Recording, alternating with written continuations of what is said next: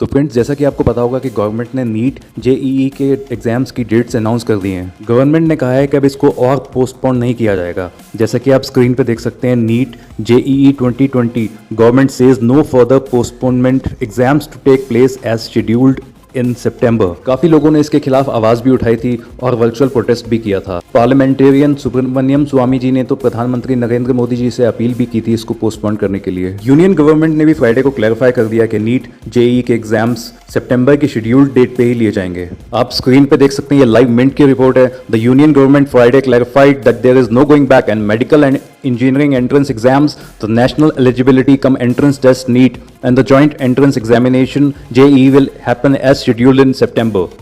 Flying बीस ने कल अपने चैनल पे एक पोस्ट डाली थी जिसमें उन्होंने पोल करवाया था। आप सामने देख सकते हैं, उन्होंने लिखा था, majority of students in this pandemic situation wants to postpone the JEE and NEET. I am just looking at the numbers we are talking, will post it on Twitter then and tag relevant authorities later. उनका कहना था कि वो देखना चाहते हैं कि कोविड-19 के चलते कितने लोग जेईई और नीट को पोस्टपोन करना चाहते हैं। अगर पोस्टपोन करने वालों के नंबर्स ज़्यादा होते हैं तो वो रेलेवेंट अथॉरिटीज़ को ट्विटर पर टैग करेंगे। और एज यू कैन सी 79% लोगों ने पोस्टपोन जेईई और नीट पे वोट किया है। इस पोस्ट पे 48,000 से ज़्यादा लाइक्स और 6,909 कमेंट्स आ चुके हैं अभी तक। अगर कमेंट सेक्शन देखें तो कार्तिक वेंकटा कहते हैं, my dad says go and write exams but if anything happens to you government is responsible, don't come home.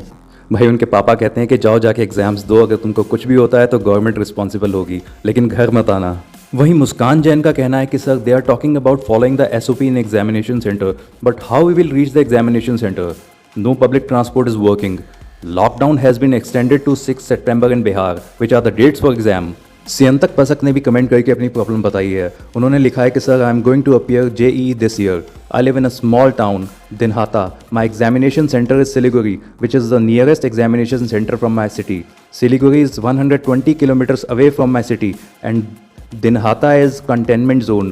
There is many containment zone on the way to Siliguri. There is very tough to attend the exam.